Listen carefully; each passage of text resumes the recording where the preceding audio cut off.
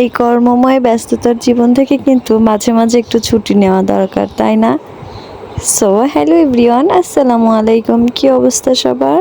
আশা করছি সবাই অনেক ভালো আছো। আলহামদুলিল্লাহ, আমিও ভালো আছি। তো দেখো, এই যে সংসারের কাজ মানে তোমার বলতে গেলে 24 আওয়ার সার্ভিস, প্লাস কোনো ছুটি নাই, কোথাও যাওয়া নাই, ঘোরা নাই, কোনো কিচ্ছু নাই, শুধু দায়িত্ব, কর্তব্য আর এই ব্যস্ততা। তো এত কিছুর মাঝে কেমন একঘেয়েমি লাগে না বেশি দিন হয়ে গেলে। তো সেই জন্য এই একঘেয়েমি দূর করার জন্যই আমরা চলে গেছিলাম একটু আউটিংয়ে। খুব দূরে না, কাছেই, আমাদের বাড়ির পাশে। এবার বর্ষার নতুন পানি আসছে আর নতুন একটা ব্রিজ হয়েছে সেখানে।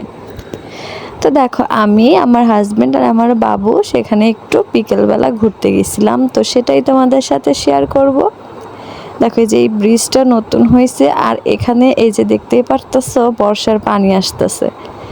আর এই পানিতে না এত পরিমাণের স্রোত ছিল কি বলবো। তো এখানে একটু ঘোরাফেরা করে একটু চানাচুর মাখা আর কয়েকটা সিঙ্গারা কিনে নিয়ে এখানে চানাচুর মাখাটা খাইলেও সিঙ্গারাটা বাসায় যেয়ে খাওয়ার জন্য রেখে দিলাম।